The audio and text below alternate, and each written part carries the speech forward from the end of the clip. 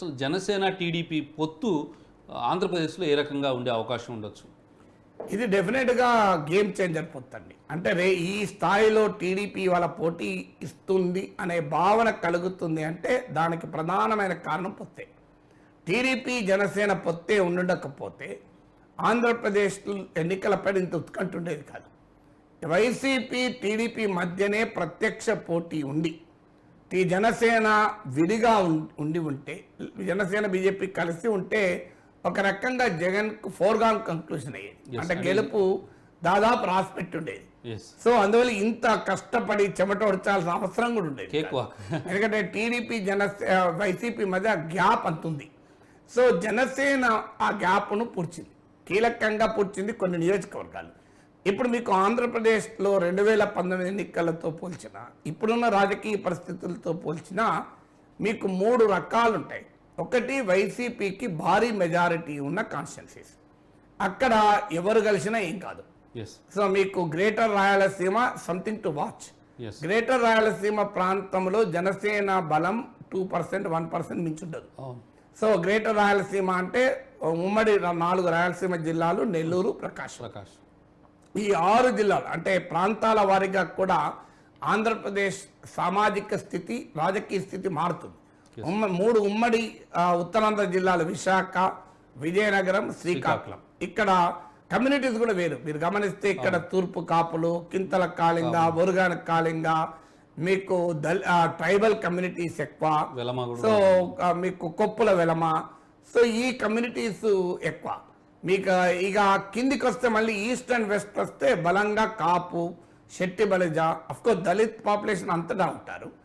So Krishna, గుంటూరుకి వచ్చేటప్పుడు కమ్మ, కాపు, ఈ communities సంఖ్యాపరంగా ఉంటారు. కమ్మలు అంతటా ఉండొచ్చు, కానీ ఇక్కడ గ్యాప్. మీకు మళ్ళీ మీకు ప్రకాశం నుంచి మొదలైతే రాయలసీమ కర్నూలు వరకు కూడా మీకు రెడ్ల డామినేషన్ చాలా క్లియర్గా కనబడుతుంది. సో రెడ్లతో పాటు బలిజ కమ్యూనిటీ ఒక గణనీయంగా ఉంటుంది. సో అందువల్ల ఈ అంటే 3 ప్రాంతాలు, Uttarandhra, central and south coastal మధ్య లేదా దక్షిణ కోస్తాంధ్ర, గ్రేటర్ రాయలసీమ. సో ఈ ప్రాంతాలుగా విడగొట్టినప్పుడు మీకు గ్రేటర్ రాయలసీమ ప్రాంతంలో జనసేన బలం పరిమితం. అంటే కాపు ఓటర్ల పైన ఉన్నంత గ్రిప్ జనసేనకు, కాపు యూత్ ప్రధానంగా, మీకు బలిజ కమ్యూనిటీ పైన ఆ స్థాయిలో లేదు. అందువల్ల అక్కడ మీకు 2%, 1%, 3% ఉంటుంది. మీకు అదే ఈస్ట్ వెస్ట్కి వచ్చే వరకు మినిమం 10% ఉంటుంది. అందుకే ఓవరాల్గా జనసేనకు 6-7% ఓటింగ్ రావడానికి కారణం. సో అందువల్ల అక్కడ ఒక్క సీటు కూడా గెలిచింది అక్కడ నాకు ఒక్క సీటు కూడా అక్కడే గెలిచాడు. సో ఇప్పుడు మీకు అందుకే టీడీపీ జనసేన పొత్తు గ్రేటర్ రాయలసీమ పైన పెద్ద ప్రభావం ఉండకపోవచ్చు. అంటే వైసీపీకి టీడీపీకి మధ్య గ్యాప్ ఎక్కువ ఉంది.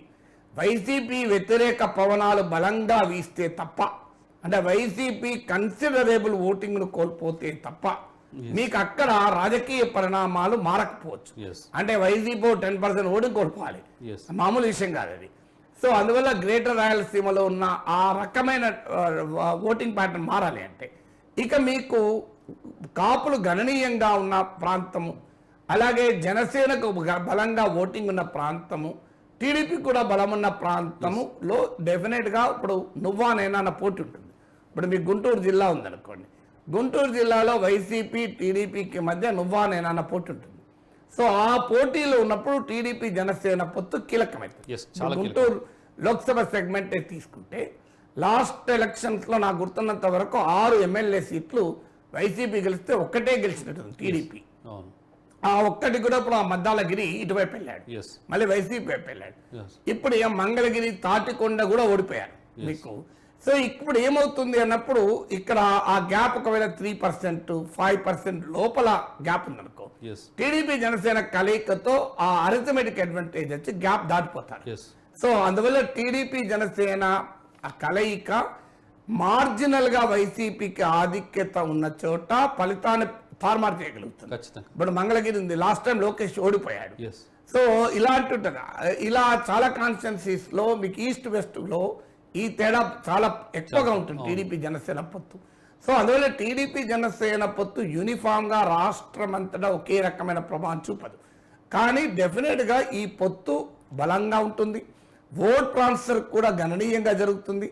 ఒక పొలిటికల్ ప్రాతిపదికను ఏర్పాటు చేశారు ఈ పొత్తుకు. అంటే వైసీపీ వ్యతిరేక ఓటు చీలకూడదు, ఎట్టి పరిస్థితుల్లో జగన్ మళ్ళీ అధికారంలోకి రాకూడదు అనే బలమైన పొలిటికల్ నరేటివ్ చుట్టూ ఈ పొత్తు నిర్మించబడింది.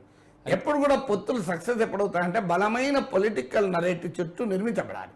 ఇప్పుడు మీకు ఈ బలమైన పొత్తు కాకూడదనే వైసీపీ మొదటి నుంచి కూడా కావాలంటే ఒంటరిగా పోటీ చేయి, ఇండిపెండెంట్ గా చేయాలి. అసలు పొత్తు లేకుండా చంద్రబాబు నాయుడు పోటీ చేయగలడా, ఏదైనా గెలిచాడా? మాక్సిమం ట్రై చేశారు. మాక్సిమం ట్రై చేస్తున్నాడు. కారణం అది. అంటే కానీ పొత్తులు మీకు ప్రతి సందర్భంలో సక్సెస్ కావు. మీకు 2004లో కాంగ్రెస్ లెఫ్ట్ టీఆర్ఎస్ పొత్తు పెట్టుకుంది. చంద్రబాబు నాయుడును ఓడించడానికి, ప్రపంచ బ్యాంక్ విధానాల్ని తిప్పికొట్టడానికి కలవాల్సిందే అనే బలమైన రాజకీయ భూమిక ఆ పొత్తుకు కారణం. అంతకుముందు విద్యుత్ ఆందోళన, వామపక్షాలు క్రియాశీలకంగా పనిచేయడం, రాజశేఖర రెడ్డి విద్యుత్ ఆందోళనలో నిరాహార దీక్ష చేయడం, మీకు కాల్పులు బషీర్బాగ్ జరగడం, ఇదంతా ఒక పొలిటికల్ బేసిస్ క్రియేట్ చేసింది. అందువల్ల ఆ పొత్తు విజయవంతమైంది. కానీ 2009కి వచ్చే వరకు మీకు టీడీపీ, టీఆర్ఎస్, లెఫ్ట్ కలిసి మహాకూటమి. కానీ మహాకూటమికి పొలిటికల్ బేసిస్ లేదు. అంటే బలంగా రాజశేఖర రెడ్డి ఓడించాలి అనే ఒక బలమైన రాజకీయ ప్రాతిపదిక ఆధారంగా పొత్తు కుదరలేదు. సమయానికి అవసరమైన రాజకీయ సర్దుబాటు అది. అక్కడ అప్పుడు కూడా ప్రజారాజ్యం కూడా ఆవిర్భవించిన నేపథ్యం కూడా ఉంది. అందువల్ల మీకు అక్కడ ఎఫెక్ట్, మీరు ఆ పొత్తు ఫెయిల్ అయింది మీరు గమనిస్తే. అందువల్ల పొత్తులు ఎప్పుడు సక్సెస్ కావాలని లేవు. మీకు మళ్ళీ 2018లో కూడా ఫెయిల్ అయింది. తెలంగాణలో కూడా కాంగ్రెస్ టీడీపీ కలిస్తే మళ్ళీ ఫెయిల్ అయింది. అంటే రాజకీయ ప్రాతిపదిక బలంగా లేకపోతే పొత్తులు నడవవు. ఇప్పుడు టీడీపీ జనసేన పొత్తుకో రాజకీయ ప్రాతిపదిక ఉంది. అంటే వైసీపీ వ్యతిరేక ఓటు చీలకూడదు అంటే చాలా యాక్టివిటీ కూడా ఉంది. అంటే గత కొన్ని నెలలుగా టీడీపీ జనసేన కలిసి కార్యాచరణ ఉంది. చాలా కీలకమైన సమయంలో తెలుగుదేశానికి అండగా పవన్ కళ్యాణ్ ఉన్నాడు.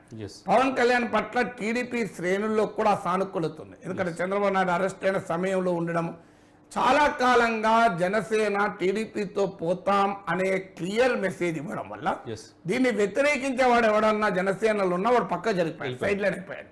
ఇక లాభం లేదు, మా నాయకుడు పోతాడు టీడీపీతో అని. అందువల్ల టీడీపీ జనసేన పొత్తు పొలిటికల్ బేసిస్ ఉండడం వల్ల ఆ పొలిటికల్ బేసిస్ ను బలంగా జనంలోకి రెండు పార్టీలు తీసుకెళ్లడం వల్ల రెండు పార్టీలకు కూడా అనివార్యత ఏర్పడడం వల్ల, అంటే విన్ విన్ సిచ్యువేషన్. ఇలా పొత్తే లేకపోతే టీడీపీ అధికారంలోకి వస్తుందని కలలు కూడా కనలేదు.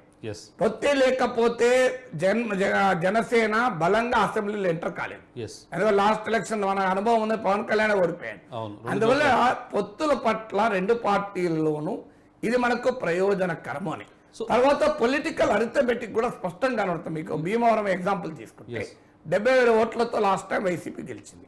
పవన్ కళ్యాణ్కి 62,000 ఓట్లు వచ్చాయి. 8,400 ఓట్లు తేడా అనుకుంటా అప్రాక్సిమేట్ గా. సో అక్కడ టీడీపీ అభ్యర్థి 54,000 ఓట్లు వచ్చాయి. సో కళ్ళ ముందు కనబడుతున్నాయి రెండు పార్టీలకు, వీళ్ళు గెలిస్తే మనం గెలుస్తాము. సో ఇంత కళ్ళ ముందు కనబడుతున్నప్పుడు పార్టీల మధ్య ఐక్యత ఆటోమేటిక్గా వస్తుంది కదా. ఖచ్చితంగా వస్తుంది. సో మీరు అన్నట్టుగా పొత్తులైతే చాలా గట్టిగా ఉన్నాయి. మరి టీడీపీ జనసేన పొత్తు స్ట్రాంగ్గా ఉంది. కానీ పొత్తు బాగానే ఉంది, కానీ మరి ఓట్లు బదలాయింపు అవుతాయా? ఓట్లు ట్రాన్స్ఫర్ అయితే రాజకీయ ప్రాతిపదిక బలంగా ఉన్నప్పుడు, అవసరము ప్రయోజనము మ్యూచువల్గా ఉన్నప్పుడు డెఫినెట్గా పొత్తు సక్సెస్ అవుతుంది, ఓట్ల బదిలీ అవుతుంది. ఇప్పుడున్న సిచ్యువేషన్లో అయితే నా అంచనా టీడీపీ జనసేన నుంచి మోర్ దెన్ 90% ఓటర్స్ టీడీపీకి వేస్తారు. ఇంకేమైనా కొద్దిగా తేడా ఉంటే టీడీపీ టు జనసేన తేడా ఉంటుంది. మీకు Janasena to TDP 90% above transfer అయితే టీడీపీ టు జనసేన అంత ట్రాన్స్ఫర్ కాదు, 70-80 వరకు ట్రాన్స్ఫర్ అవుతుంది. కారణం ఏంటంటే టీడీపీ బలమైన పార్టీ. ఎందుకంటే టీడీపీ బలమైన పార్టీ కనుక కంపారిటివ్లీ జనసేనతో పోలిస్తే టీడీపీకి చాలా కాలంగా నాయకత్వం డెవలప్ అయింది. మీకు జనసేనకు నాయకత్వం లేదు. మీరు జనసేనలో మీకు కనబడేది ఎవరు అంటే పవన్ కళ్యాణ్, ఆదిల మనోహర్ కనబడతారు. సో అందువల్ల టీడీపీ కోమో క్షేత్రస్థాయి వరకు బలమైన నాయకత్వం ఉన్నారు. టీడీపీలో ఆస్పిరేషన్ కూడా ఉంది. ఏంటంటే వాళ్ళు పొత్తు 5 ఏళ్ల కింద లేదు. సో వాళ్ళు అక్కడ జనసేనతో పొత్తును వల్ల మేము నష్టపోతున్నామన్న భావన టీడీపీ నాయకత్వంలో ఉంటుంది. కానీ జనసేన నాయకత్వంలో అది ఉండదు పొత్తు వల్ల. ఎందుకంటే వాళ్ళు అక్కడ మేము గెలుస్తామన్న భావనలు లేదు. అంటే మా సొంతగా గెలుస్తాము నేను సంతగా పోటీ ఇవ్వగలమన్న భావన తెలుగుదేశం నాయకులు ఉంటుంది, జనసేన నాయకులు ఉండదు. Yes. అందువల్ల జనసేన నుంచి టీడీపీకి ఓట్ ట్రాన్స్ఫర్ 90% అబౌవ్ జరుగుతుంది. కానీ TDP to Janasena vote transfer మాత్రం 70-80% వరకు జరగచ్చు. దీన్ని టీడీపీ కేంద్రీకరించకపోతే, అంటే జనసేనకు కూడా పూర్తి స్థాయిలో ఓట్ ట్రాన్స్ఫర్ ఇన్ష్యూర్ చేయకపోతే డెఫినెట్గా నష్టమవుతుంది.